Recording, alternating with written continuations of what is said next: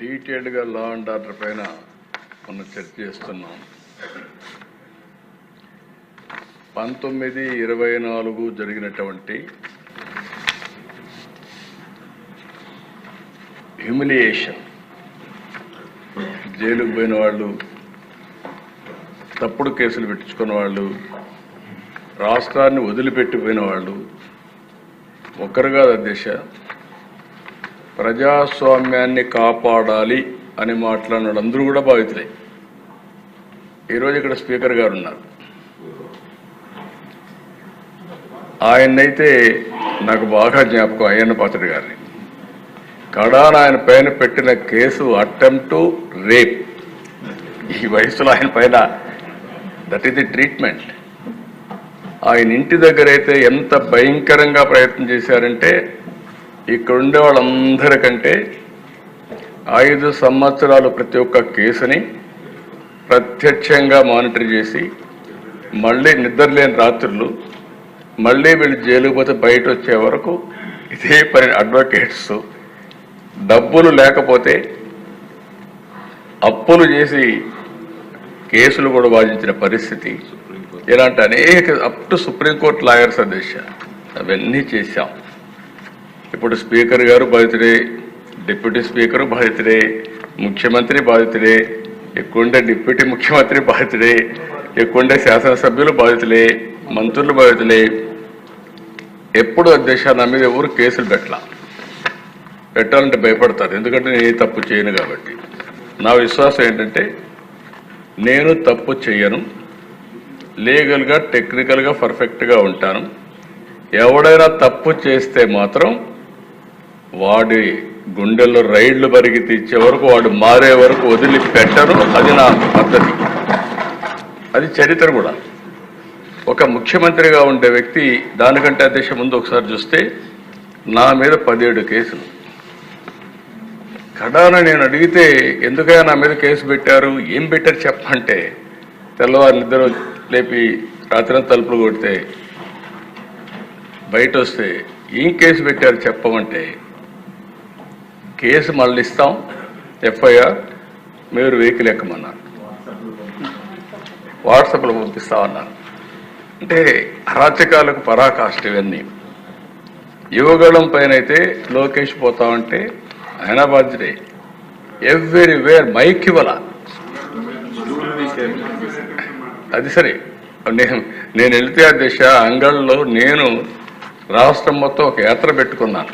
ఆ యాత్ర ఏంటి, ఇరిగేషన్ ప్రాజెక్ట్స్ అన్నిటినీ మీరు నిర్లక్ష్యం చేశారు, పవర్ పాయింట్ ప్రజెంటేషన్ చేసి నేను చేస్తా వస్తే ఎగ్జాక్ట్గా పొంగునూరు కాన్స్టిట్యున్సీ కంటే ముందు తంబళ్లపల్లి కాన్స్టిట్యున్సీలో వాళ్ళు చేసిన తప్పుడు పనులు, తప్పుడు బిల్లు, వర్క్స్ అన్ని విజిట్ చేసి వస్తామంటే, దారిని వస్తామంటే నా మీద దాడి చేసి, మా వాళ్ళ పైన దాడి చేసి తిరిగి నా పైన కేసులు పెట్టారు. ఎక్కువండే రాంప్రసాద్ రెడ్డి ఉన్నాడు, కిషోర్ కుమార్ ఉన్నాడు, వీళ్ళందరూ ఉన్నారు దేశాలు నాతోనే ఉన్నారు. ఇవన్నీ చూస్తే అది ఒక్కొక్క స్టోరీ చెప్పుకుంటా పోతే ఈరోజు కాదు, చాలా టైం పడుతుంది.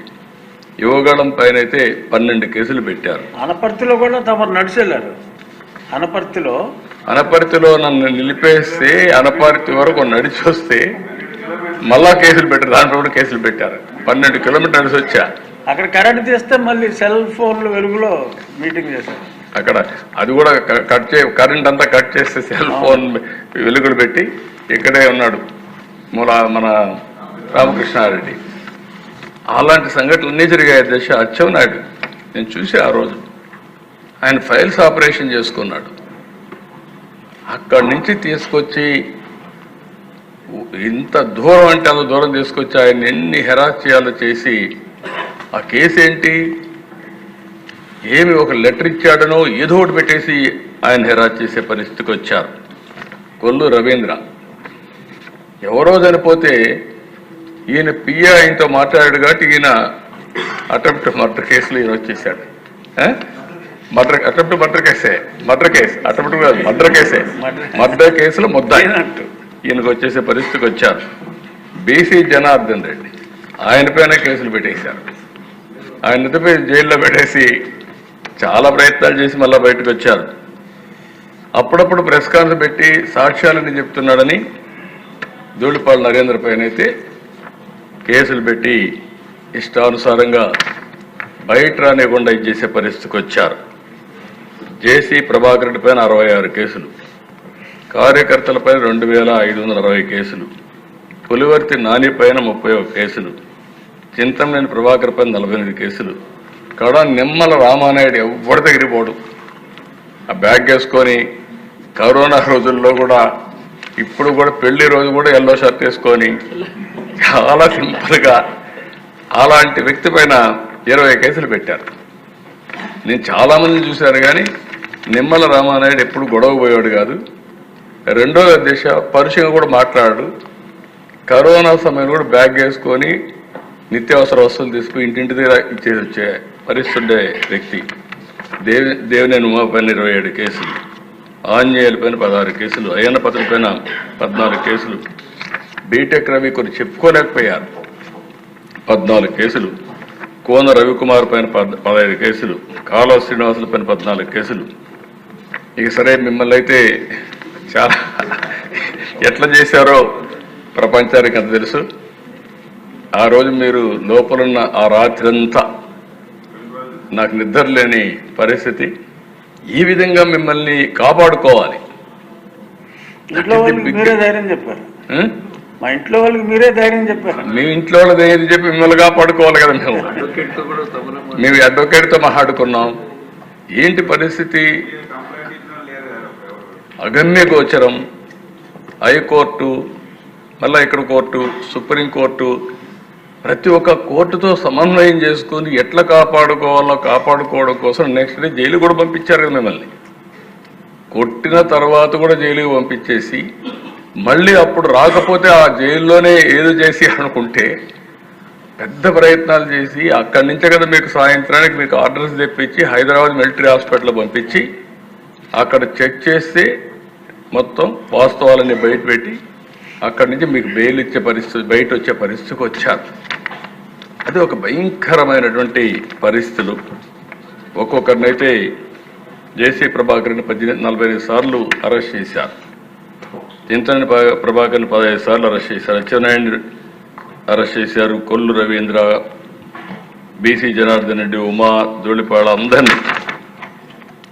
అంటే ఇక్కడ మనం సభ్యులుగా అర్థం చేసుకోవాల్సింది కొన్ని ఇండస్ట్రీస్ కూడా ఒక పక్క రాష్ట్రంలో మీ మీద కడాన మీరు చూస్తే ఎంత భయంకరంగా జరిగాయంటే రాజధాని అమరావతి రైతులు మహిళా రైతులు ఎన్ని అసభ్యకరమైన కేసులు అధ్యక్షారు. కడాన డ్రోన్స్ ఎగరేశారు వాళ్ళ బాత్రూముల పైన. దానికంటే భయంకరమైన సంఘటన ఒకటి ఉండదు. అలాంటి సంఘటనలు చూసాం.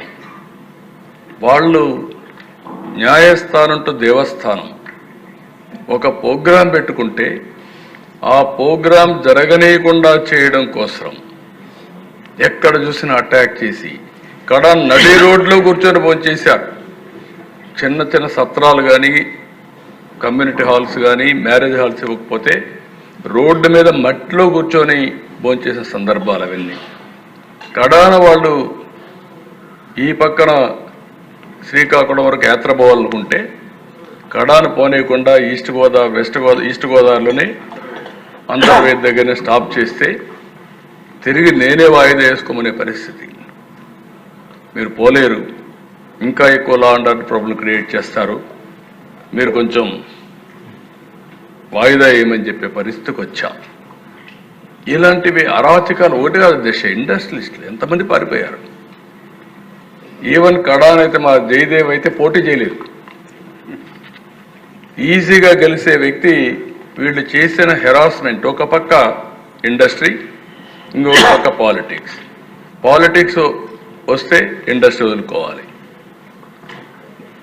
ఎన్నో సంవత్సరాలు కష్టపడి సాధించిన ఇండస్ట్రీని వదులుకోలేక కడాన నాకు ముందే చెప్పాడు నేను పోటీ చేయనండి అంటే, సరే ఎవరికి చెప్పొద్దు నువ్వు అనవసరంగా, అవసరమా ఆలోచన ధైర్యం అంటే లేదు సార్, ఇప్పుడు మా మీద ఆధారపడే ఉంది ఇండస్ట్రీ, ఇలాంటప్పుడు దెబ్బతింటే కరెక్ట్ కాదని చేసి చెప్పే పరిస్థితికి వచ్చా. కడాన దశ సింగపూర్ గవర్నమెంట్ మీద,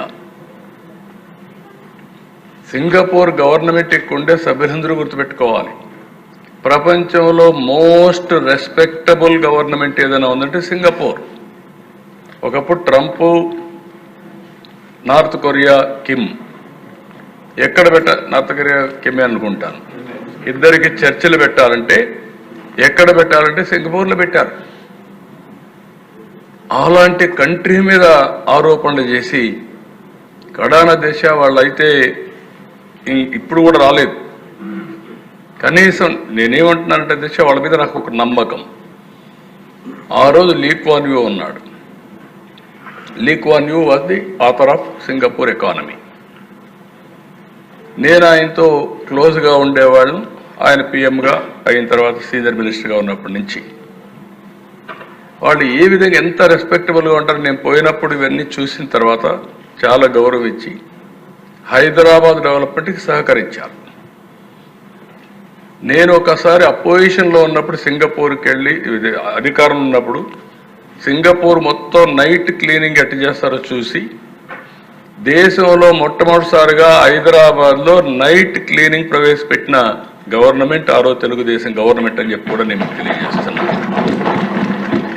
ఆయన ఎవరైనా పోతే ఆ దేశానికి ఎప్పుడన్నా కలిస్తే, నేను ప్రపంచంలో చాలా దేశాలు మా దగ్గరికి వస్తారు, వాళ్ళు వచ్చి ఇక్కడ షాపింగ్, ముస్తఫా షాపింగ్ మాల్ ఉంది, అక్కడ పోయి కొనుక్కుంటారు ఏదైనా వస్తువులు ఇవి, లేకుంటే ఇక్కడ ఈ బ్యూటిఫుల్ టూరిజం స్పాట్స్ ఉన్నాయి, 3-4 రోజులు ఉండిపోతారు. కానీ ఫస్ట్ టైం ఒక రాత్రంతా అధ్యయనం చేసి ఇండియాకి వెళ్ళి నైట్ క్లీనింగ్ ప్రవేశపెట్టిన ముఖ్యమంత్రి అని చెప్పి అందరికీ చెప్పేవాడు దేశాలు. నేను 2014లో ఆలోచించి, ఒకప్పుడు నేను హైదరాబాద్ అభివృద్ధి చేయాలంటే ఫస్ట్ టైం నేను పోయిన దేశం అమెరికాకి వెళ్ళాను టెక్నాలజీ కోసం. 2014కి వచ్చేటకుందికి నేను ఒక మాట చెప్పాను ఎలక్షన్లో, మీరందరూ గుర్తుపెట్టుకోరు. 2014లో రాజధాని లేదు, రాజధాని కడతాం, ఆ రాజధాని సింగపూర్కు సమానంగా ఉంటుందని నేను చెప్పాను. నన్ను నమ్మారు. ఆ నమ్మకం కోసం నేరుగా సింగపూర్కు పోతే సింగపూర్ గవర్నమెంట్ నేను చెప్పిన మాట పైన నమ్మి ఆ రోజు అధ్యక్ష క్యాబినెట్లో పెట్టి మాస్టర్ ప్లాన్ డీటెయిల్స్ అన్ని ఉచితంగా ఇవ్వడానికి ఆమోదించారంటే ఇది ప్రపంచంలో ఒక చరిత్ర దేశం. నేను ఒకటే అడిగాను, మీరు రిపోర్ట్ అవన్నీ తయారు చేయాలంటే డబ్బుల విషయం కాదు, చాలా సమయం అవుతుంది, నేను టెండర్లకు పోవాలి, ఒక 6 నెలలు సంవత్సరం అవుతుంది, అట్లా కాకుండా మీరు ఏదైనా హెల్ప్ చేయగలిగితే చేయమంటే they made it very clear. Okay మేము ఆలోచిస్తామని చెప్పి with-in 6 months or 8 months one of the best master plan details మనకి ఇచ్చారు ఆ దేశం. అలాంటి దేశం పైన మీరు ఆరోపణలు పెట్టగలిగారంటే, వాళ్ళు కూడా మీరు భయపెట్టగలిగారంటే ఈ ప్రపంచంలో ఎప్పుడు జరగదు ఆ దేశం. కడాన దేశ పీపీపీలు పవర్ సెక్టర్లో సోలార్, విండ్, ఈరోజు మనందరం చూస్తున్నాం. విండ్ వాడకుండా, పవర్ వాడకుండా 10,000 కోట్ల రూపాయలు, 9,000 కోట్ల రూపాయలు వాళ్ళకు డబ్బులు కట్టాం క్యాపిటల్ కాస్ట్ కింద. ఇవన్నీ కూడా దేశం, మీరు మీ ఆవేశంలో అర్థం ఉంది, మీ బాధల్లో నాకు సానుభూతి ఉంది. ఎందుకంటే నేను కూడా ఫస్ట్ విక్టిమ్ కాబట్టి మీ అందరికంటే ఎక్కువ బాధపడిన వ్యక్తిని. నాకు కూడా దేశ ఆ రోజు ఉండేది ఎంత భయంకరంగా అంటే, బయట మీరు మాట్లాడుకున్నారు, నేను జైల్లో ఉంటే నాకు వచ్చిన వాళ్ళు చెప్పేవాళ్ళు డ్రోన్స్ పైన ఎగరేసేవాళ్ళు. ఎందుకు ఎగరేసారంటే వేరే బోట్ చూడడానికి అని చెప్పేవాళ్ళు. భయంకరమైన వాతావరణం. అప్పుడే పవన్ కళ్యాణ్ కూడా బయలుదేరి హైదరాబాద్ నుంచి వస్తే రానియకుండా దారంతా అడ్డం పెట్టి ఎక్కడెక్కడో చెప్తే రోడ్డు మీద పడుకొని, తర్వాత బాలకృష్ణ గారు, పవన్ కళ్యాణ్ గారు వచ్చి నన్ను కలిసే పరిస్థితికి వచ్చారు. వీళ్ళు నేను ముందుగానే చూడాలనుకుంటే రానియకపోతే లాస్ట్లోకి వచ్చి జైల్లో చూసే పరిస్థితి వచ్చింది. ఇలాంటి సంఘటనలు ఒకటి కదా దేశం, మర్చిపోలేం. నాకు ఏదైనా కోపం ఉంటే, కక్ష తీర్చుకోవాలంటే ఫస్ట్ డే నేనే అరెస్ట్ చేసి ఉండాలి. మీరు గుర్తుపెట్టుకోవాలి, నాది కక్ష రాజకీయం కాదు. మళ్ళీ చెప్తున్నా, అంటే మీరు అనుకోవచ్చు మీరేమైనా భయపడతారేమో అని. కాదు, ఆ విషయం కూడా చెప్తున్నా. బాధ్యత కలిగిన నాయకుడిని కాబట్టి 4వసారి మళ్ళీ ప్రజలు ముఖ్యమంత్రిగా ఎన్నుకున్నారంటే మనం ఆలోచించుకోవాల్సిన అవసరం. నిన్నే బ్రహ్మోత్సవాలకు వెళ్ళాను. ఓసారి మనం కూడా మనుషులం కాబట్టి ఆలోచిస్తూ ఉంటాం. 2003 తిరుపతిలో సిమ్స్లో నేను ప్రాణదానం కార్యక్రమం స్టార్ట్ చేశాను. ఇప్పుడు దానికి ఒక 688 కోట్లు కార్పస్ కూడా వచ్చింది. అది స్టార్ట్ చేసి నేరుగా బయలుదేరి పట్టు వస్త్రాలు దేవుడికి సమర్పించాలి, ప్రభుత్వ లాంఛనాలు. ఎగ్జాక్ట్గా అలిపిరి, ఇప్పుడుండే అలిపిరి గేట్ ఏదైతే ఉందో అక్కడ, అప్పుడు నేరో రోడ్డు. అదే అక్కడ పోయినాక నా కారుకి యాక్సిడెంట్. ఐ థాట్, నాకు తెలియదు, నేను 3 ఎమ్మెల్యేలు ఉన్నాను, రాజశేఖర్ రెడ్డి, గోపాలకృష్ణారెడ్డి, కృష్ణమూర్తి. నేరుగా అప్పుడు టీవీలు కూడా లేవు, ఒక్క జెమినీ టీవీ ఉంది. నేను లేచాను, నాకు మళ్ళీ చూసుకున్న తర్వాత లేచాను, నేరుగా నేనే నడుచుకుంటూ పోయి అంబులెన్స్లో పడుకున్నాను. అక్కడికి సిమ్స్ హాస్పిటల్కి 5 minutes. నేను అక్కడ పోయి పడుకున్నాక దిశ స్ట్రెచ్చర్లో తీసుకెళ్తున్నారు. మెలకు వచ్చాను, మెలకు వస్తే చుట్టుపక్కల ఆ పక్క చూశాను, కలెక్టర్, ఎస్పీ ఇద్దరు ఉన్నారు. అప్పుడు చూసి కలెక్టర్ని, ఎస్పీని అడిగాను, ఏం జరిగిందన్న. బ్లాస్ట్ సార్, నక్సలైట్స్ బ్లాస్ట్ చేశారు అన్నాడు. అప్పుడు నాకు రీకలెక్షన్ కూడా, అంటే ఆ స్వరాది మూమెంట్ ఏం జరిగిందో తెలియదు, ఎందుకు తెలియదు అని అడిగితే డాక్టర్లు చెప్పినటువంటి అడ్వైస్, ఒక్కొక్కసారి మైండ్ ఆ నిమిషం బ్లాక్ అవుతుంది, బ్లాక్ కాకపోతే అక్కడి నుంచి ప్రాబ్లం వస్తుంది కాబట్టి బ్లాక్ అయి మళ్ళా రిలీజ్ చేస్తుందని చెప్పే పరిస్థితికి వచ్చారు. అలాంటి సంఘటనలో 23 క్లేమోర్ మైన్స్ బ్లాస్ట్ చేస్తే నేను బయటపడ్డానంటే నిన్న 22వ సంవత్సరం 23వ సంవత్సరం మళ్ళీ వెంకటేశ్వర స్వామికి పట్టు వస్త్రాలు ధరించి నేను ఆశీస్సులు తీసుకొని వచ్చాను. అంటే ఏంటి అధ్యక్ష ఇది సాధ్యం అంటే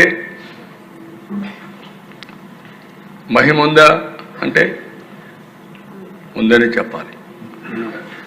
అదర్వైజ్ 23 క్లేమోర్ మైన్స్ని అలాంటి సంఘటనలు ఎవరు బయటపడింది లేదు. ఇవన్నీ చూసిన తర్వాత మీరు ఎందుకు నా మీద బ్లాస్ట్ చేశారు అంటే నేనే వాళ్ళకు వ్యతిరేకమా, వాళ్ళకు నాకు సంబంధం ఉందా? కాదు. నేను ఒకే మాట చెప్పాను, అభివృద్ధి చెందుతున్న ఇలాంటి దేశంలో మీరు అవుట్డేటెడ్ సిద్ధాంతంతో లా అండ్ ఆర్డర్ మీ చేతుల్లో తీసుకొని తుపాకీతో మీరు రాజ్యం చేస్తామంటే కుదరదు, ఇది సమాజానికి మంచిది కాదు, మీరు కూడా మెయిన్ స్ట్రీమ్కి రండి. ఆ రోజు కూడా నేను చెప్పింది ఒకటే చెప్పాను దేశం, మీరు గుర్తుపెట్టుకోవాలి. ఈ సమస్య రాజకీయ, ఆర్థిక, సామాజిక సమస్య, ఈ 3 హ్యాండిల్ చేయాల్సిన అవసరం ఉంది, కొంత సమయం కావాల్సిన అవసరం ఉంది. అంతేగాని మీరు ఈ 3 సమస్యలను ఒకటే రోజు పరిష్కారం చేస్తాం మేము తుపాకీతో అంటే కరెక్ట్ కాదని చెప్పి నేను పోరాడితే కడాన్ నా మీదనే దాడి చేసే పరిస్థితికి వచ్చారు. బట్ నేను భయపడలేదు. ప్రజలకు రక్షణగా ఉండాలని, ప్రజల ఆస్తులు కాపాడాలని, ఈ రాష్ట్ర భవిష్యత్తు కోసం నా ప్రాణాలు పోయినా పర్వాలేదని కష్టపడ్డాను తప్ప ఎక్కడ ఆలోచించలేదు. ఒక్క నిమిషం కూడా ఎన్నిక పోలేదు. రాయలసీమ ఎన్ని ఫ్యాక్షన్స్ అండి, మామూలు ఫ్యాక్షన్స్ కాదు దిశ. ఈ రాజకీయాలు ఎట్లుండేటంటే ఒకప్పుడు రాయలసీమ అంటే సినిమాలు కూడా, ఇప్పుడు బాలకృష్ణ గారు అందరూ ఆల్ సినిమాలని రాయలసీమ అని వచ్చారు. ఇప్పుడు సినిమాలు కూడా మీకు తగ్గిపోయినాయి, రాయలసీమ పౌరుషాలు లేవు. ఇప్పుడు రాయలసీమ రథాలసీమ అయిపోతా ఉంది. రేపు రాబోయే రోజుల్లో వేరే ప్రాంతాల మీరు హీరోస్ని తీసుకోవాలి, కథలు తెచ్చుకోవాలి తప్ప రాయలసీమ అనేది వచ్చే పరిస్థితులు కూడా లేరు. ఐ రిమెంబర్ అధ్యక్ష, రాయలసీమలో పట్టుదల పెట్టుకునేవాళ్ళు. ఒక్క మాట చెప్పాలంటే, ఫ్యాక్షన్లో, రోడ్ యాక్సిడెంట్లో, తీవ్రవాదుల వల్ల చనిపోయినటువంటి పిల్లలకి నేను కుటుంబ పెద్దగా ఉండి చదివించాలని ఎన్టీఆర్ మెమోరియల్ స్కూల్ పెట్టాను. నేను అక్కడ చదివించాను. చదివించిన తర్వాత దేశ ఆ పిల్లల్ని ఒకరోజు ఇంటరాక్ట్ అయ్యాను పోయి, ఏంటి బాబు ఏమవుతామని. సార్ చదువుకుంటాం, మీరు చదివిస్తున్నారు, చదువుకున్నాక ఇంటికి వెళ్ళి మా నాన్న చంపాడు కదా, అతన్ని చంపి తర్వాత ఆలోచిస్తాను. అంటే అక్కడ ఏ విధంగా అయితే ఆడవాళ్ళు కూడా దిశ మన సాంప్రదాయ ప్రకారం, హిందూ సాంప్రదాయ ప్రకారం ఈ కుంకుమ ఇవన్నీ తీసేసి ఇవన్నీ ఒక పద్ధతి ప్రకారం మన సంస్కారాలు అవన్నీ లెగసీగా వచ్చే సమస్యలన్నీ ఇది చేస్తాం. కానీ అప్పట్లో కొంతమంది లేడీస్ అయితే ప్రతిమ చేయించుకునేవాడు పిల్లల దగ్గర నుంచి. నువ్వు పెరిగి పెద్ద అయిన తర్వాత మీ నాన్నను చంపిన వాడిని చంపిన తర్వాత ఆయన ఆత్మ శాంతి కలుగుతుంది, అప్పుడే నేను ఈ కుంకుమ పసుపు అని తీసేస్తానని చెప్పాడు. అలాంటిది దేశ పోరాడాం. కడాన ఇప్పుడు కూడా చెప్తున్నాను దేశ, ఇక్కడే ఉన్నారు, భూమా నాగిరెడ్డిని అరెస్ట్ చేశా. నా మాట వినకపోతే బైరెడ్డి రాజశేఖర్ని అరెస్ట్ చేశా. నా మనుషులు అనుకున్న అరెస్ట్ చేస్తే వేరే వాడు వస్తే ఏం చేయాలో చేసి చూపిస్తారు. కాబట్టి ఒక కంకణం కట్టుకున్నాను, రాయలసీమలో ఫ్యాక్షన్స్ లేకుండా చేయాలనుకున్నా. ఈరోజు రాయలసీమలో ఫ్యాక్షన్ లేవంటే అది ఆ రోజు తెలుగుదేశం పార్టీ చేసిన విధానం అధ్యక్ష. ఇప్పుడు నెక్స్ట్ లెవెల్కి వెళ్తాం. హైదరాబాద్లో కమ్యూనల్ వైలెన్స్ అధ్యక్ష. ఒకే రోడ్డు, విజయవాడకు రావాలన్నా, బెంగళూరుకు పోవాలన్నా, బాంబేకి పోవాలన్నా ఒకే రోజు హైకోర్టు ద్వారా, మలక్పేట ద్వారా వచ్చేవాడు. 6 నెలలు కర్ఫ్యూ. ఎన్టీఆర్తో ప్రారంభమైంది కంట్రోలింగ్. దానిపైన కూడా నేను కంట్రోల్ చేశాను. కొంతమంది బాధపడ్డారు. నాకు అప్పుడు ఇప్పుడు కూడా జ్ఞాపకం ఉంటుంది, కొంతమంది మనుషులు మర్చిపోలేము. గబ్బర్ సింగ్ అని ఒక అతను ఉండేవాడు, కేఎస్ఎన్ మూర్తి, 6 అడుగులు ఉండేవాడు, 130, 150 కేజీలు ఉండేవాడు. ఎంత పర్ఫెక్ట్గా ఉండేవాడంటే ఆ చార్మినార్ ప్రాంతానికి పోతే మొత్తం భూమి అంతా కూడా కంపిస్తూ ఉండేది. ఆ విధంగా ప్రవర్తించేవాడు. మొత్తం కంట్రోల్ చేసాం దశ. ఇప్పుడు అందుకే దశ మీ ఆవేశాలకు అర్థం ఉంది. పరిటాల రవీంద్ర ఆ రోజుట్లో ఆఫీసులో చంపేశారు. ఇవన్నీ కొన్ని చాలా జరిగాయి. అయితే నేను ఒకటే మీ అందరిని కోరేది, వాళ్ళు చేసిన పని మనం చేయగలిగితే ఈ రాష్ట్రానికి న్యాయం జరగదు. కానీ ఒక విషయం గుర్తుపెట్టుకోవాలి, మీరు తప్పు చేసి నేను తప్పించుకుంటానంటే మాత్రం ఈ ప్రభుత్వంలో ఎట్టి పరిస్థితుల్లో కుదరదు. తప్పు చేసిన వాణ్ణి చట్ట ప్రకారం ఎట్టి పరిస్థితుల్లో పనిష్ చేసే బాధ్యత నేను తీసుకుంటానని చెప్పి కూడా నేను మీకు తెలియజేస్తున్నా, హామీ ఇస్తున్నా. No second thought. ఇప్పుడు కొత్త సమస్యలు కూడా వచ్చాయి. నేను బ్రీఫ్గా ఈ ప్రభుత్వం యొక్క విధానం చెప్తాను, మీకు అందరికీ ఒక ఐడియా వస్తుంది. ఎందుకంటే రాష్ట్రంలో కూడా పార్టీ ప్రజాస్వామ్యంలో ముఖ్యంగా ప్రజాస్వామ్యాన్ని కాపాడుకోవాలంటే పార్టీలు ఉండాలి. పార్టీల్లో కార్యకర్తలు ప్రధానమైన పాత్ర పోషిస్తారు. అలాంటి కార్యకర్తలు కూడా ఆవేశంలో ఉండి వాళ్ళకు కూడా అన్యాయం జరిగినప్పుడు వాళ్ళలో కూడా కోపం ఉంది. కానీ అందరికీ అప్పీల్ చేస్తున్నా, ప్రజలకు కూడా అప్పీల్ చేస్తున్నా, ఈ ప్రభుత్వం ఒక పద్ధతి ప్రకారం పనిచేస్తుంది. లా అండ్ ఆర్డరే కాకుండా ఎక్కడ తప్పు చేస్తే మీరు కూడా చెప్పండి. అవసరమైతే ఇంకా చట్టానికి పదును పెట్టాలంటే పదును పెడదాం. ప్రజాస్వామ్యతంగా యాక్ట్ చేద్దాం. శాశ్వతంగా ఈ రాష్ట్రంలో ఇలాంటి నేర ప్రవృత్తి ఉండే వ్యక్తుల్ని పూర్తిగా కట్టడి చేసే బాధ్యత మనందరం కూడా తీసుకొని, మళ్ళీ నేను మొన్న కూడా చెప్పాను, స్వర్ణ ఆంధ్రప్రదేశ్ విజన్ 2047 నేను వేసే ఫౌండేషన్ మీరు ఒకటే గుర్తుపెట్టుకోవాలి. 47కి భారతదేశం ప్రపంచంలో నెంబర్ 1గా ఉంటుంది. నెంబర్ 2 అయితే ఈజీగా అవుతాం, నెంబర్ 1 అవుతాం.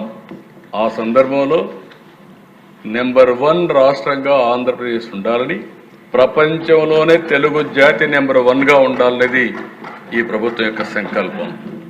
ఇక్కడ మీరు చూసినప్పుడు దేశ 5 సంవత్సరాలు నేను చెప్పాను.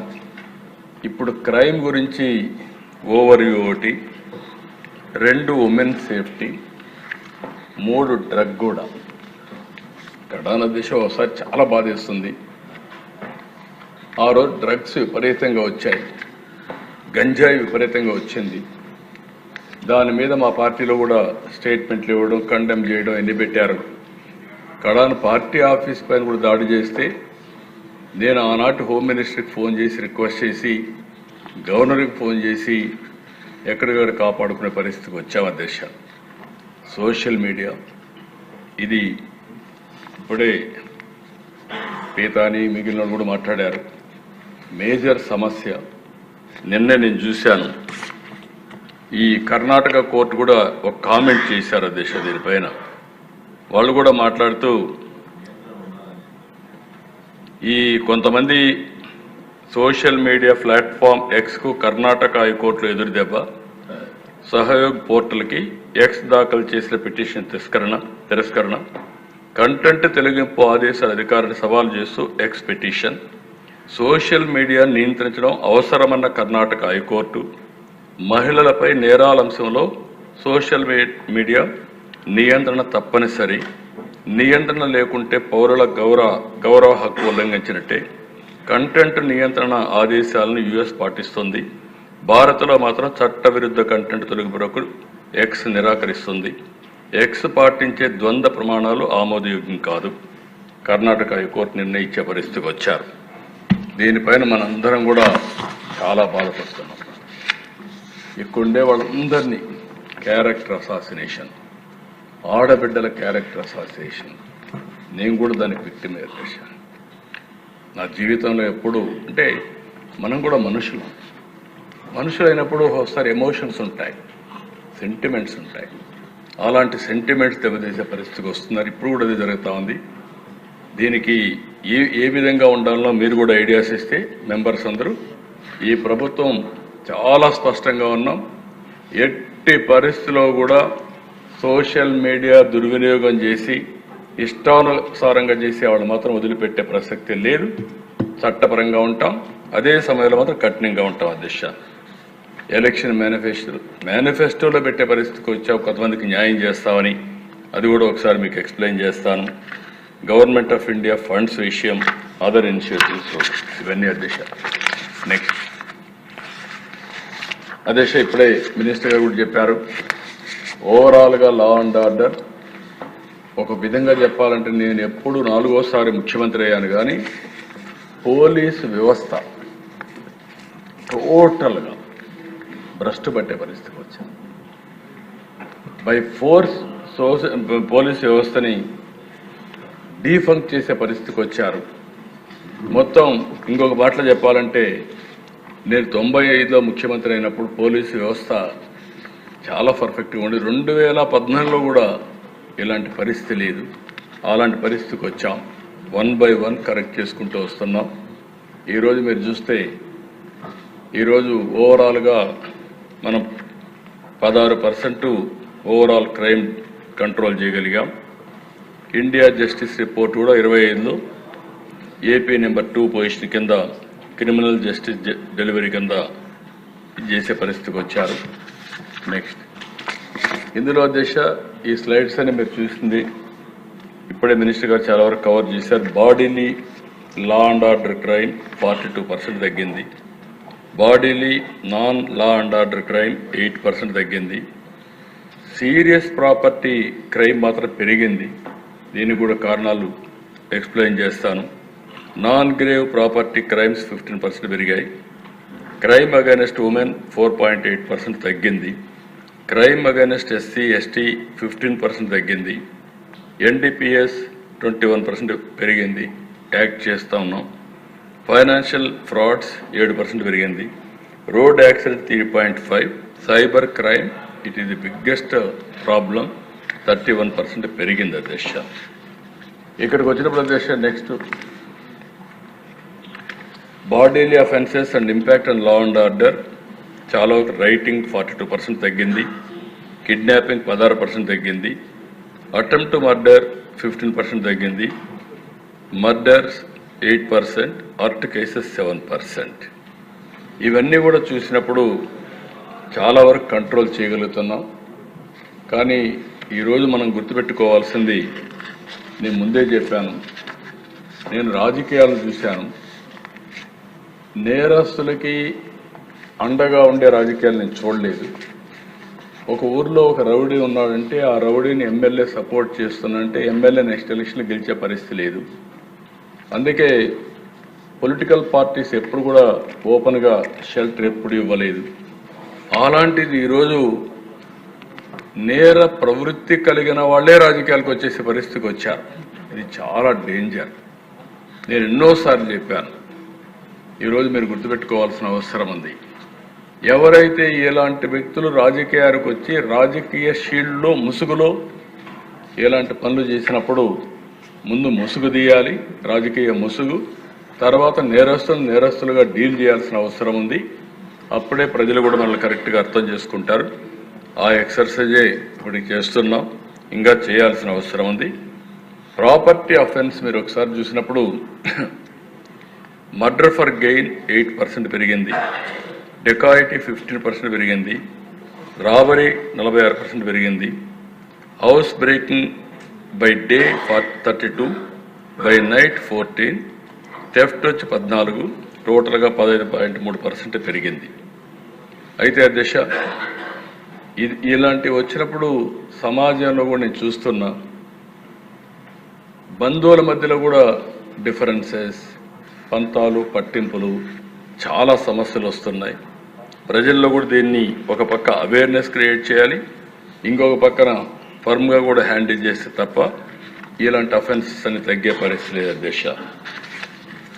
ఈరోజు ఇంకొక పక్కన క్రైమ్ అగైనెస్ట్ ఎస్సీ ఎస్టీ 15% తగ్గింది. ఇది గుడ్ సైన్. ఇక్కడ కూడా మీరు ఒకసారి చూసినప్పుడు దీనికి కారణం కూడా ఎక్కడికక్కడ విలేజ్ విజిట్స్ వెళ్ళడం, నైట్ హాల్స్ ఆఫీసర్స్ ఉండడం, సెన్సిటివ్ విలేజెస్ ఐడెంటిఫై చేయడం, సివిల్ రైట్స్ డే ఇలాంటివి కూడా అవేర్నెస్ తీసుకురావడం, ఇలాంటివన్నీ కూడా కంట్రోల్ చేస్తున్నాం. చాలా వరకు కంట్రోల్ అవుతోంది. దీన్ని ఇంకా కూడా కంట్రోల్ చేసే అవకాశాలు ఉన్నాయి, కంట్రోల్ చేస్తాం అధ్యక్ష. రోడ్ యాక్సిడెంట్ మీరు ఒకసారి చూస్తే అధ్యక్ష 3.5% పెరిగింది. దీనిపైన నేను ఒకటే చెప్తున్నా, సీసీటీవీ కెమెరాలు పెడుతున్నాం. ఎక్కడికక్కడ సీసీటీవీ కెమెరాల నుంచి అనలిటిక్స్ తీసుకుంటున్నాం.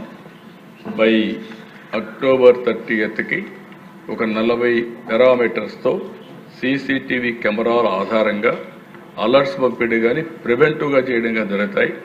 స్పీడ్ ఎక్కువ పోయేవాళ్ళు కానీ, లేకుంటే సీట్ బెల్ట్ పెట్టుకోని వాళ్ళు కానీ, డ్రంక్ అండ్ డ్రైవ్ కానీ, రాంగ్ రూట్ కానీ ఫస్ట్ వార్నింగ్ కింద పంపిస్తాం.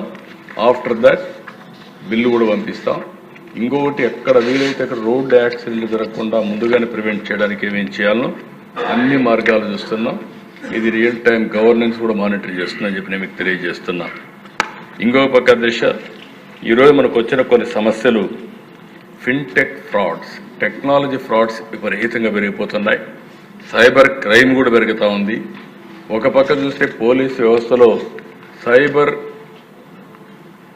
క్రైమ్స్ని ఎదుర్కొనే టెక్నాలజీస్ కానీ ఇవి కూడా తక్కువగా ఉన్నాయి. ఎందుకంటే ప్రాబ్లమ్స్ అడ్మినిస్ట్రేషన్ అలాంటి ప్రాబ్లమ్స్ ఉంటాయి. ఎప్పుడు కూడా క్రిమినల్స్ అనేవాళ్ళు, సైబర్ క్రైమ్స్ చేసేవాళ్ళు చాలా జాగ్రత్తగా ఉంటారు. అలాంటివి వచ్చినప్పుడు మనం వాళ్ళు మ్యాచ్ చేయాలంటే దానికి తగిన విధంగా టెక్నాలజీలో ముందుకు పోవాల్సిన అవసరం ఉంది. దీన్ని ఒక సవాలుగా తీసుకుంటున్నాం, ఎట్లా చేయాలో చేస్తాం. ఇంకొక పక్కన సోషల్ మీడియా, ఫేక్ న్యూస్ మీ మామూలుగా దిశ దీంట్లో నేను చాలా చూస్తున్నాను. ఇటీవల ఓసారి నాలాంటి వాడికి నాకంటే డిసిప్లిన్గా ఉండలేరు అనుకుంటాను. నేను నిద్ర లేచినప్పటి నుంచి నిద్రపోయే వరకు నా పక్కన ఎవరు కూర్చుంటూ కూడా ఒకసారి ఆలోచించుకొని మాట్లాడుతూ ఉంటాను. అన్ని జాగ్రత్తలు తీసుకుంటాను. నా మీద కూడా జోక్స్ చేస్తారు, ఇష్టానుసారంగా పెడతారు. ఆర్గనైజ్డ్ గ్రూప్ ఒకటి ఉంది, పేటీఎం బ్యాచెస్ ఉన్నాయి, ఎక్కడో కూర్చుంటాడు.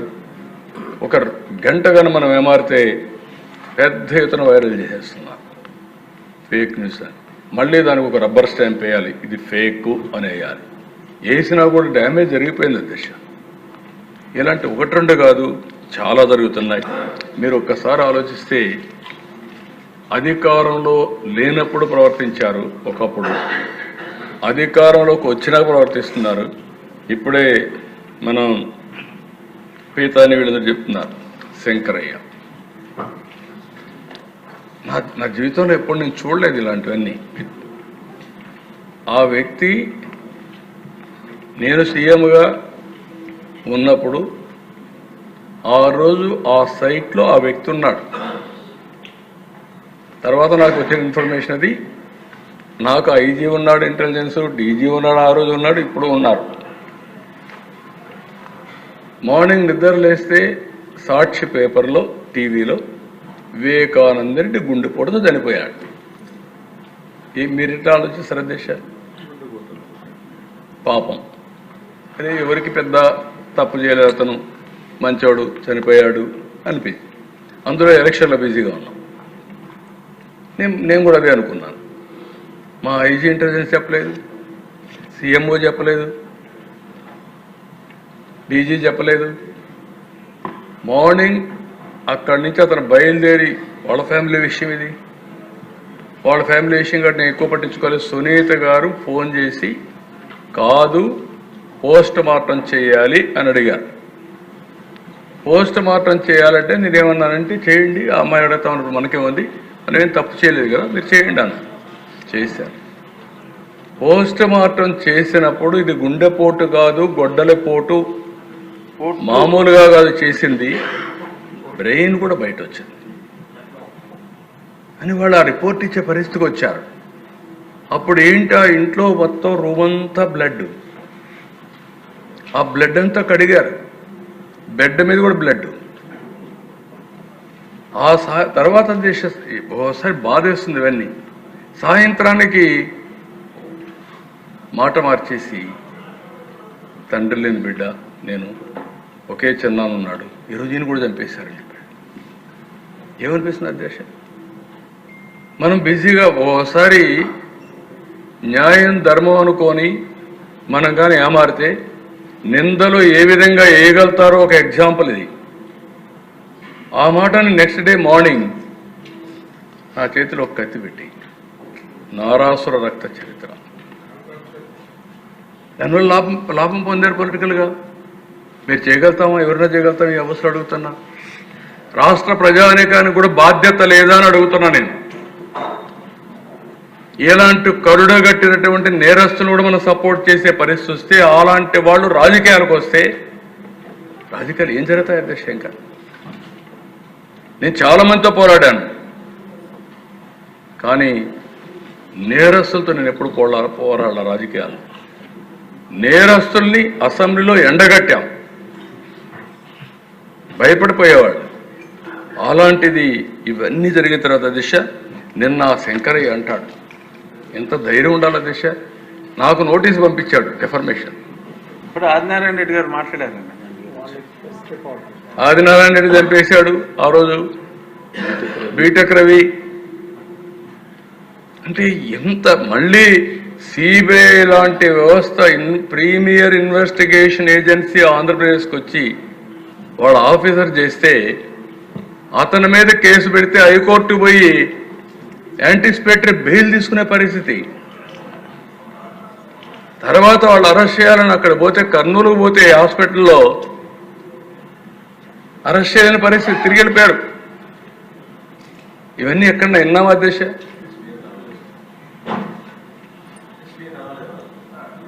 నా వల్ల కాదన్నాడు.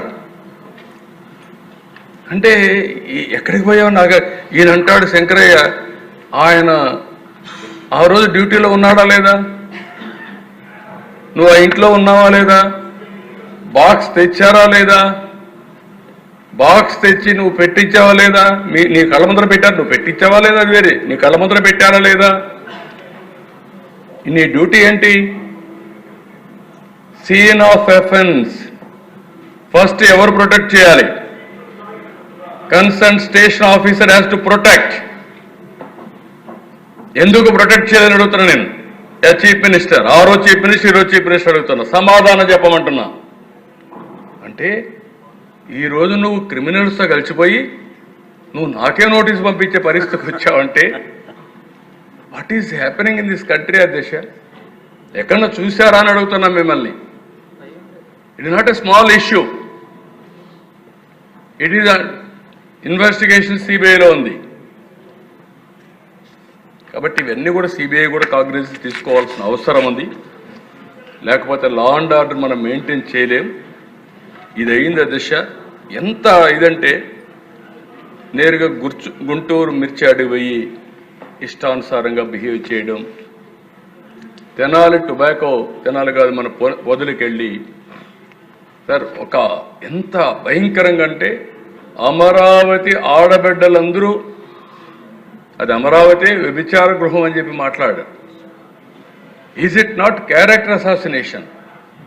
Is it not provoking the sentiments of women? You don't have any responsibility. ఇష్టానుసారంగా మాట్లాడితే ప్రభుత్వం ఉపేక్షించాలనా? అలాంటివి చేసి మళ్ళా తిరిగి వాళ్ళ మీద రాళ్ళు వేస్తాను. ఇంకొక పక్క దిశ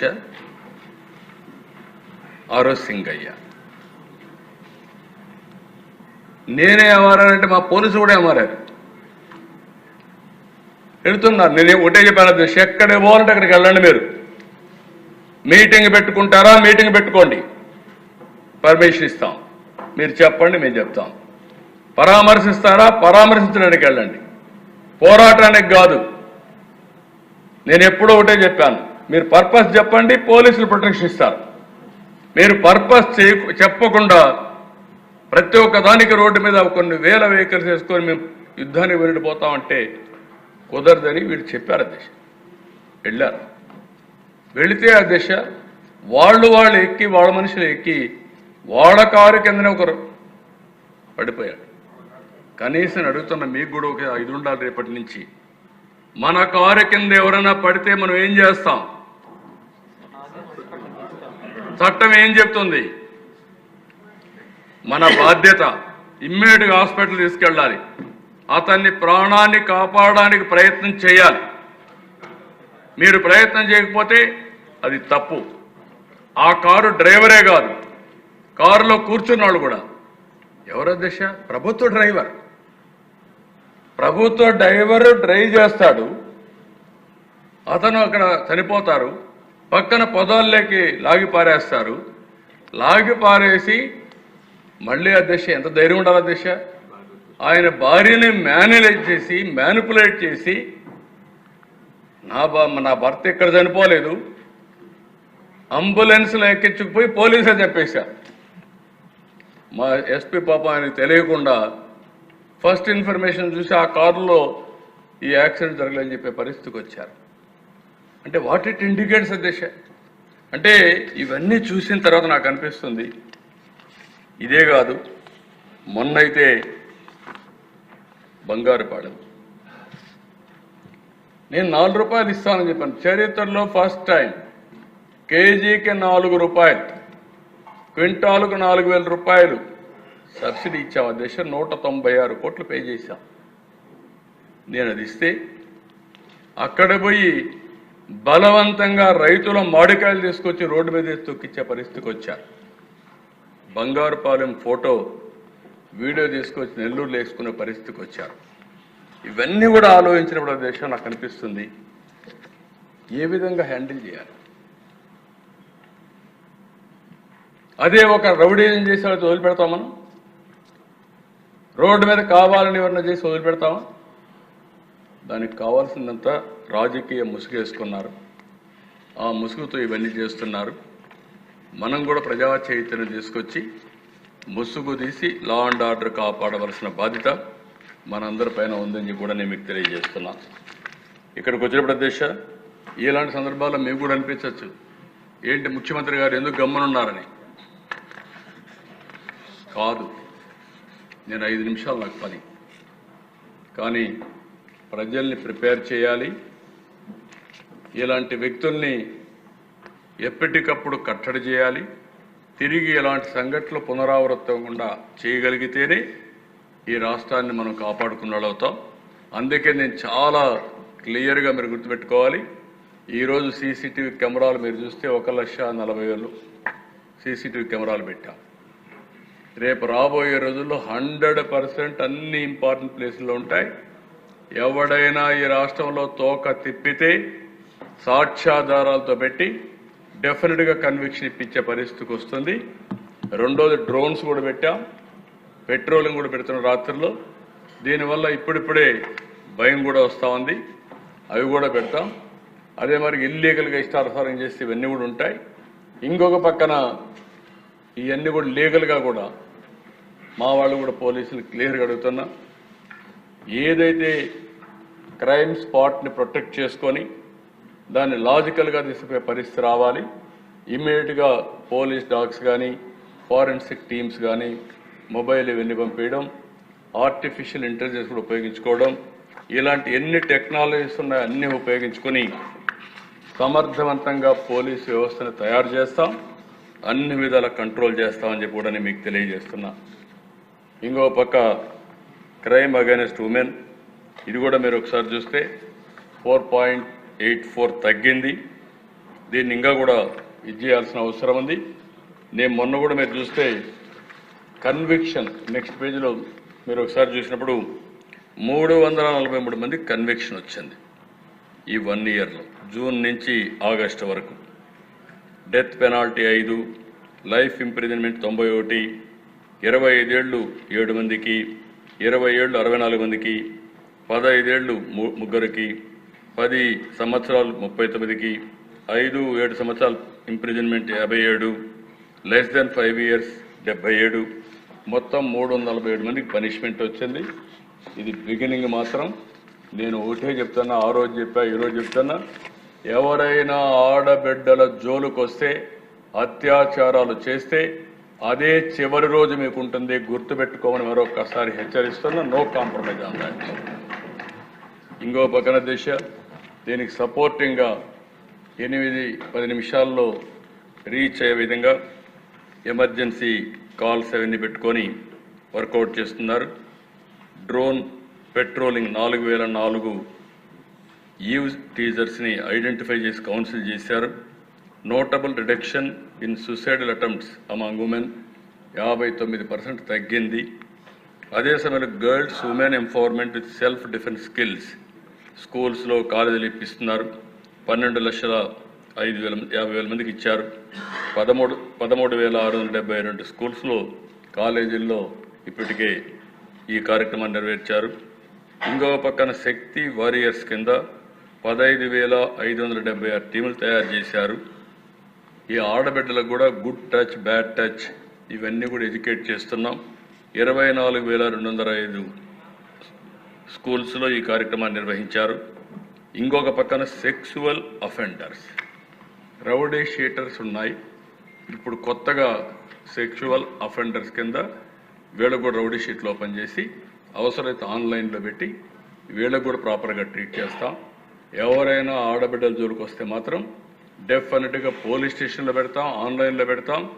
ఎవరన్నా చెక్ చేసుకోవాలంటే ఈ ప్రాంతంలో ఎవరన్నా ఉన్నారని చెక్ చేసినట్టుగా వాళ్ళ ఫోటోలు కూడా పెట్టి will expose them, will caution everybody. నేను ఒకటే చెప్తాను, ఈ రాష్ట్రంలో తాగి కానీ గంజాయి వాడి కానీ లేనిపోయినట్టు చేసి ఇలాంటి సోషల్ మీడియా చూసి కానీ ఇష్టానుసారంగా ప్రవర్తిస్తే మాత్రం చాలా సీరియస్గా ఉంటుందని కూడా నేను మీకు తెలియజేస్తున్నా. ఇంకో పక్కన దశ చాలా కేసులు 670 మంది ఆడపిల్లల్ని, గర్ల్స్ 18 సంవత్సరాల లోపల ఉండే పిల్లల్ని ట్రేస్ చేయగలిగారు. 14-18 సంవత్సరాలు 534 మంది, 10-13 46 మంది, 0-9 వయసు ఉండేవాళ్ళు 90 మందిని రెస్క్యూ చేశారు. ఇక్కడ కూడా నేను అప్పీల్ చేస్తున్న ప్రజలందరికీ, ఎక్కడైతే సింగిల్ పేరెంట్ ఉన్నారో వాళ్ళ పిల్లల్ని వాళ్ళు కంట్రోల్ చేయలేకపోతున్నారు, వాళ్ళు కూడా కొంచెం శ్రద్ధ పెట్టాలి. రెండోది ల్యాక్ ఆఫ్ పేరెంటల్ ఓవర్సైట్, ఇంట్లో వాళ్ళు కూడా సరిగ్గా పిల్లల్ని చూసుకోకుండా పోవడం, కౌన్సిలింగ్ చేయకుండా పోవడం కూడా ఉంది. మూడోది స్కూల్కి డ్రాప్ అవుట్ కావడం, దాంతో వాళ్ళకి నిరాశ నిస్పృహలతో ఈ విధంగా కూడా వెళ్ళిపోతున్నారు. ఇంకో పక్క సోషల్ మీడియా ఇన్ఫ్లుయెన్స్ కూడా పనిచేస్తూ ఉంది. ఇవన్నీ కూడా మనం కూడా అవేర్నెస్ తీసుకురావాలి, మాట్లాడాలి. రాజకీయ నాయకులుగా యాక్షన్ ఒకటే పనిచేయదు. యాక్షన్ చేసే మునుపు అవేర్నెస్, చైతన్యం, కన్విన్సింగ్ చేయడం, మోటివేట్ చేయడం, ఇవన్నీ మనం చేయాల్సిన అవసరం ఉంది. ఇంకో పక్క 1053 మంది ఉమెన్ని ట్రేస్ చేశాం. 1929 494, 30 49 273, 50 అబోలో 286.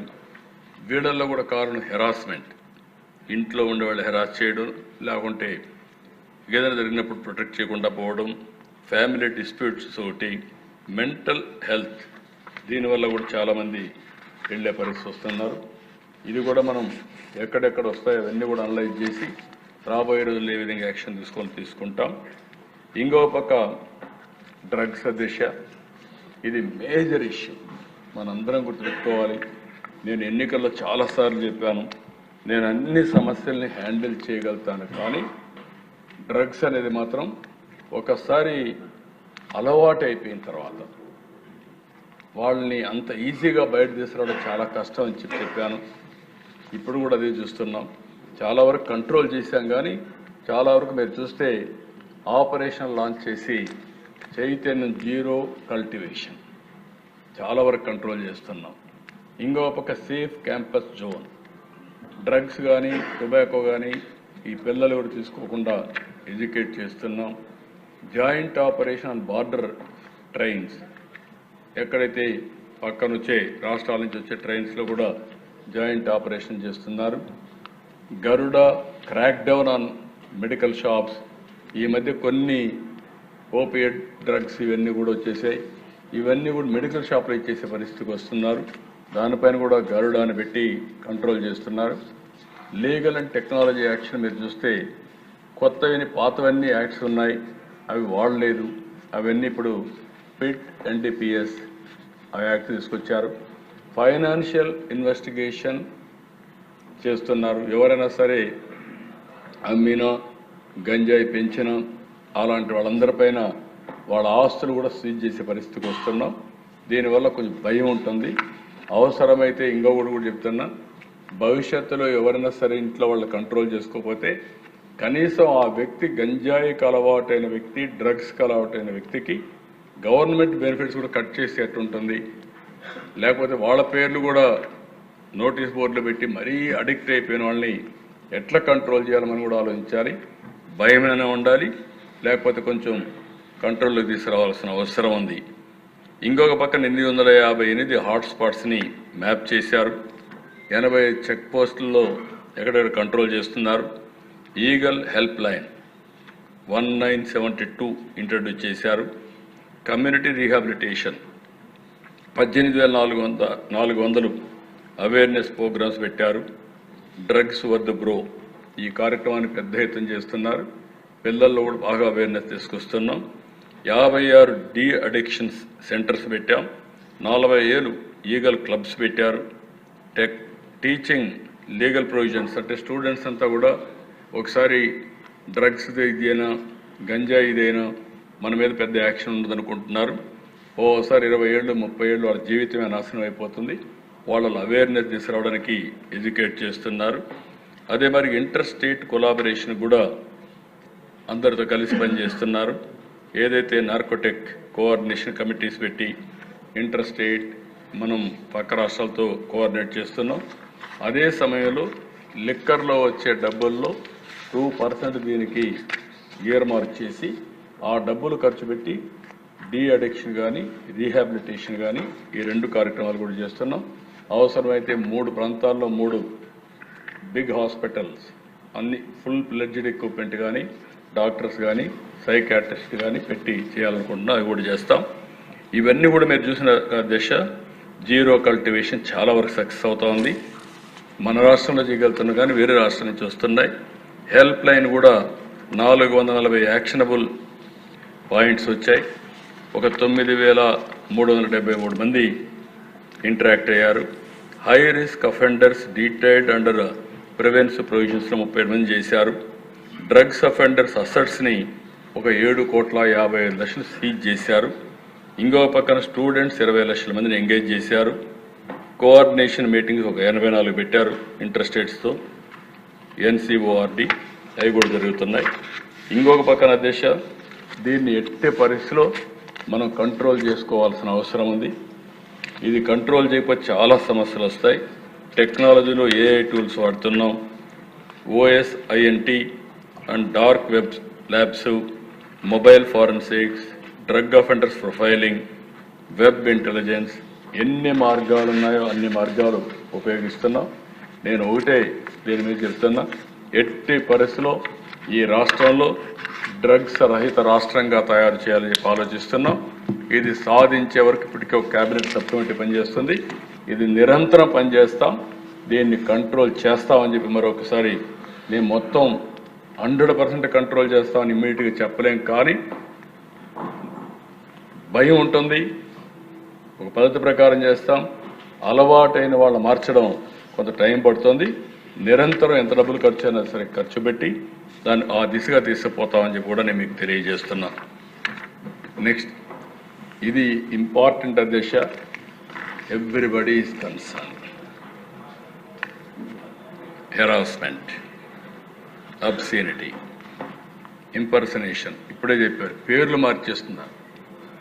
ఆ కమ్యూనిటీ వాళ్ళ పేర్లే పెట్టి ఇంకొకరికి పెట్టి ఆ పేర్లు మార్చేయడం, కమ్యూనిటీ పేర్లు, క్యాస్ట్ పేర్లు మార్చేయడం, ఎన్ని రావాలనో, defamation, fake information, rumours, character assassination. దీనికి మెథడ్స్ కూడా మీరు చూస్తే ఒక పక్కన organised networks, vested interest groups, fake accounts, VPN proxy services, మామూలు దీనికి ఇక్కడే కాకుండా ప్రపంచం మొత్తం నెట్వర్క్ పెట్టేశారు. ఆ పేటిఎం బ్యాచెస్ అయితే ప్రపంచం అంతా పెట్టి అక్కడుండే లాస్ ప్రకారం వీళ్ళు షెల్టర్ తీసుకోవాలని ప్రయత్నం చేస్తున్నారు. అన్ని విధాలు ఏమేం చేయాలో చేస్తున్నారు. ఈ ప్రభుత్వం అయితే ఎట్టి పరిస్థితిలో దీన్ని వదిలిపెట్టే సమస్య లేదు. దీనికి కూడా క్యాబినెట్ సబ్ కమిటీ చేశాం. ఆ క్యాబినెట్ సబ్ కమిటీ కూడా ప్రపంచం మొత్తం అధ్యయనం చేయమంటున్నాం. అధ్యయనం చేసి వాళ్ళు ఇచ్చే రికమెండేషన్స్ పట్టుకొని ఏ విధంగా చేయాలో చేస్తాం. కెపాసిటీ బిల్డింగ్ చేస్తున్నాం పోలీసులందరికీ. టెక్నాలజీని కూడా ఫ్యాక్ట్ చెక్ మెకానిజం ఇవన్నీ 1-2 కాదు దిశ. ఇదైతే ఎవ్రీడే ఒక పెద్ద సమస్యగా తయారైంది. ఒక సమాజమే ఒక కలుషితమైపోయే పరిస్థితి వస్తూ ఉంది. చాలా క్యారెక్టర్ మెయింటైన్ చేసి ఊందాగా బతికే సమాజంలో చాలా వరకు కొంతమంది అయితే మానసికంగా కుంగిపోయే పరిస్థితికి వస్తున్నారు. ఈ సోషల్ మీడియా మీద మాత్రం మనం ఎక్కడికక్కడ పర్టికులర్గా ఉమెన్ పైన నిన్న కర్ణాటక కోర్టు చెప్పినట్టు దీన్ని మనం హ్యాండిల్ చేయాల్సిన అవసరం ఉంది. Will work it out. అదే మరిగా దేశ సైబర్ ఫ్రాడ్స్, ఇది కూడా పెద్ద సమస్య అవుతా ఉంది. UPI frauds, job frauds, loans apps, investment fraud, digital arrest, ఇవన్నీ కూడా మీరు చూసినప్పుడు ప్రతి ఒక్కరు గుర్తుపెట్టుకోవాల్సి, మీరు కూడా మాట్లాడాలి, ప్రజల్లో చైతన్యం తీసుకురావాలి. ఇది అతిపెద్ద సమస్య అవుతుంది. దీనివల్ల మనకు చాలా నష్టం కూడా వస్తుంది. కొంతమంది అధ్యక్షులు నాకు ఆశ్చర్యం వేస్తుంది, బాగా చదువుకున్న వ్యక్తులు, నేను పేర్లు చెప్పను కానీ బాగా చదువుకున్న వ్యక్తులు రేపు ఈవినింగ్ లోపల 3 కోట్లు ఇవ్వకపోతే మీ ఇంటికి ED వస్తారంటే 3 కోట్లు ఇచ్చే పక్కోళ్ళకు కూడా చెప్పడం లేదు. నాకైతే ఆశ్చర్యం ఇస్తూ ఉంది, ఎక్కడికి పోతున్నామని. ఒకప్పుడు తీవ్రవాదులు లేకుంటే దావూద్ ఇబ్రహీం అలాంటి వాళ్ళు బెదిరించేవాళ్ళు, నువ్వు పలానా చీటి పంపిస్తున్నా, నువ్వు పంపించాలంటే ఎవరితో మాట్లాడకుండా డబ్బులు పంపించేసి గమ్మున కూర్చునేవాళ్ళు. ఇప్పుడు ఎలాంటి తయారవుతున్నాయి, ఎక్కడుంటాడో వాడు తెలియదు, ఎక్కడి నుంచో ఆపరేట్ చేస్తాడు, మెసేజ్ ఇస్తాడు, వీళ్ళు డబ్బులు ఇచ్చేస్తున్నారు. ఇలాంటి చాలా జరుగుతున్నాయి. రెండోది అకౌంట్స్ కూడా ఎంత స్మార్ట్గా చేస్తున్నారంటే, ఒక అకౌంట్ ఏమంటారు వేసిన తర్వాత విత్ నో టైం ఆ అకౌంట్ కనపడలేదు. ఆడ నుంచి ఎక్కడికి పోతుందో అడ్రస్లు మారిపోతున్నాయి. మన వీళ్ళంతా మిస్ అయిపోయే పరిస్థితికి వస్తున్నారు. ప్రజలకు విజ్ఞప్తి చేస్తున్నా, సైబర్ క్రైమ్స్ మీద, సైబర్ ఫ్రాడ్స్ మీద జాగ్రత్తగా ఉండండి. ఈజీగా మోసపోవద్దండి. అనవసరంగా మీ ఫోన్లు కూడా జాగ్రత్తగా పెట్టుకోండి. అదర్వైజ్ మీ ఫోన్ల వల్ల కూడా మనకి ఏమవుతుందంటే ఎక్కడికక్కడ మన ఫోన్లే ట్రాక్ చేసే పరిస్థితికి వస్తున్నారు. దానివల్ల కూడా కొన్ని సమస్యలు వస్తున్నాయి. ఇవన్నీ కూడా గుర్తుపెట్టుకోమని కోరుతూ, ఈ సంవత్సరం అయితే లాస్ట్ ఇయర్ అయితే 974 కోట్ల రూపాయలు అమౌంట్ పోయింది ప్రజలకి. అంత మునుపు 378, ఇప్పుడు 508 ఇప్పటి వరకు. అంటే వేల కోట్ల రూపాయల్లో సైబర్ ఫ్రాడ్స్ జరుగుతున్నాయి. ఇవన్నీ కూడా చాలా వరకు జాగ్రత్తగా ఉండాల్సిన అవసరం ఉంది. ఇంకో పక్కన సైబర్ క్రైమ్ ఇన్వెస్టిగేషన్ ఛాలెంజెస్ అని నేను చెప్పాను.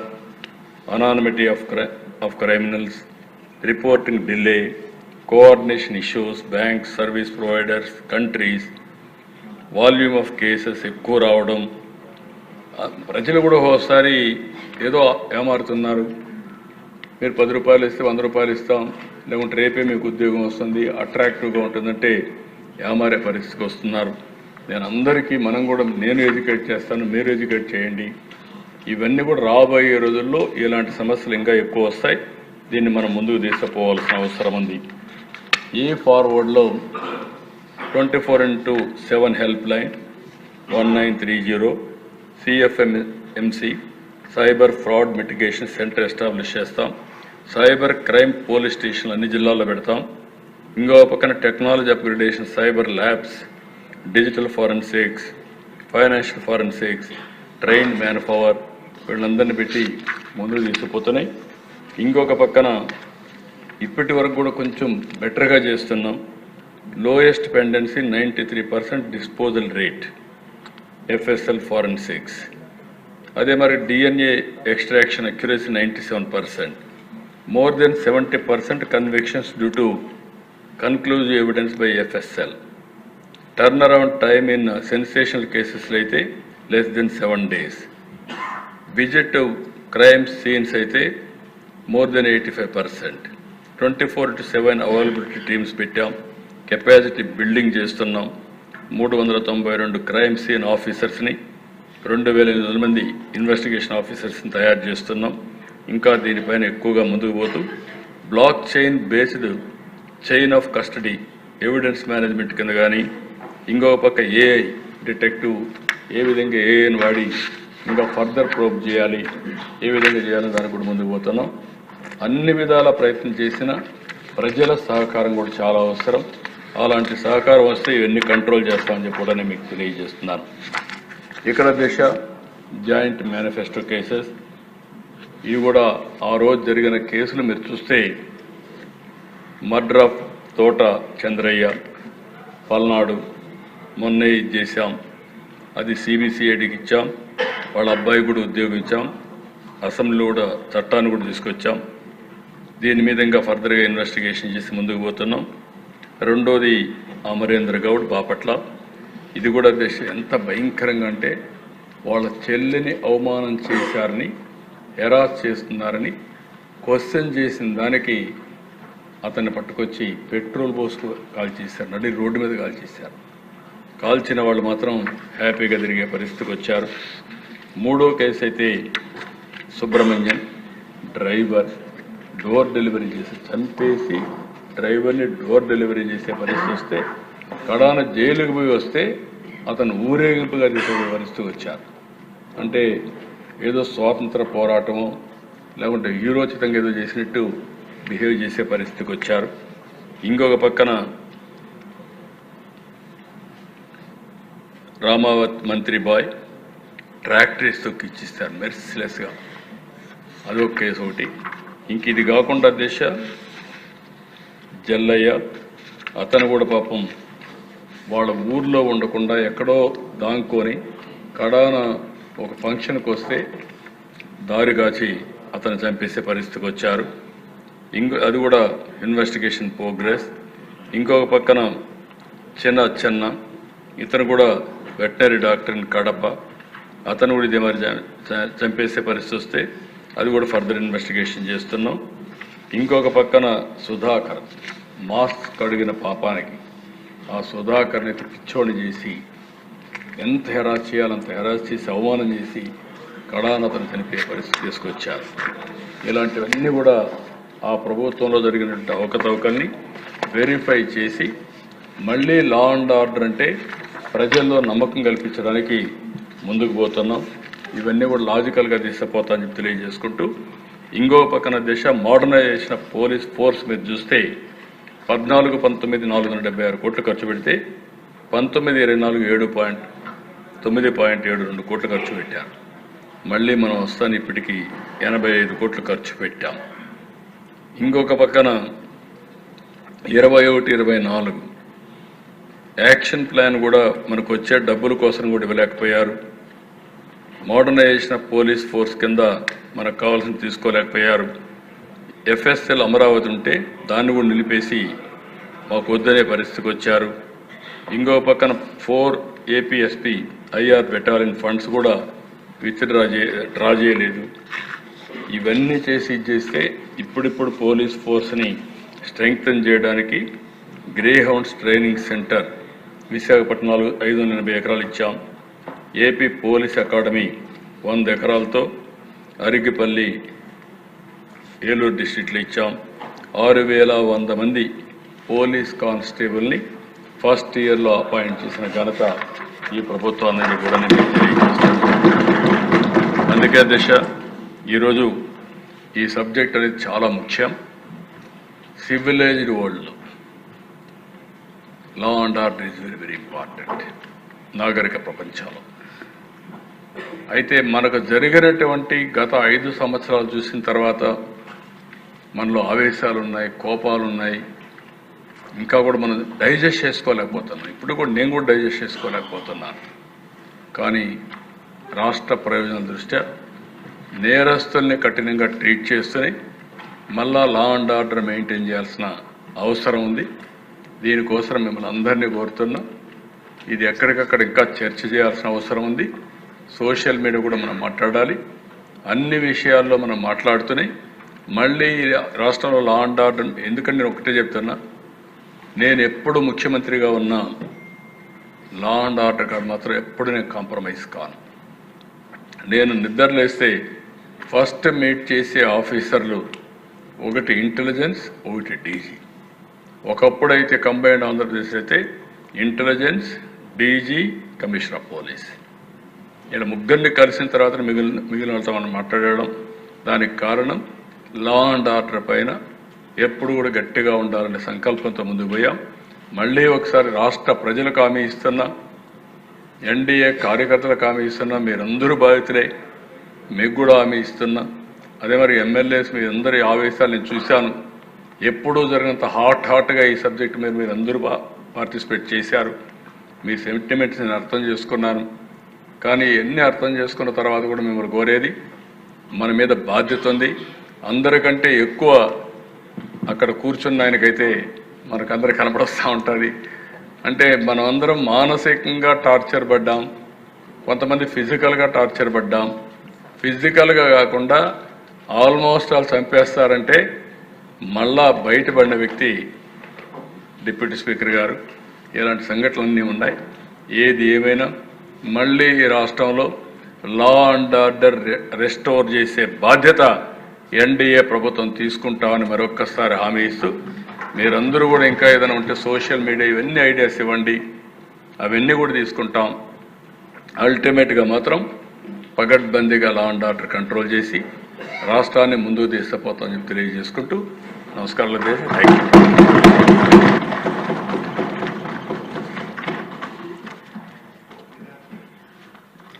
ఈనాటి సమావేశం ఇంతటితో ముగిసింది. తిరిగి శుక్రవారం అంటే 26 సెప్టెంబర్ 2025 ఉదయం 10 గంటలకు కలుద్దాం. నమస్కారం.